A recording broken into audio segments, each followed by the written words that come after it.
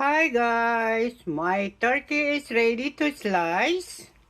I just take it from the oven and now I'm slicing it so my son Donnie, when he come, he can take home while I am at work. So that's what the reason I have to cut it now, because I might not be home when he come here. So this is it guys. This is a 9 kilos of turkey. This is very cheap actually. I thought it's gonna be around $50, but it's only $18 guys. It's a young turkey.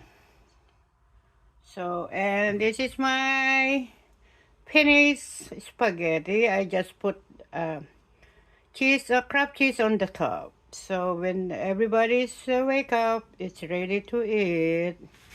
I will leave it like that until it get cold. And this is it. I'm ready to cut this turkey. And I'm making gravy. From that sauce, I will add on to mushroom gravy.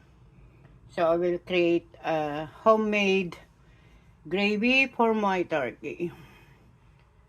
Okay guys. Happy Thanksgiving.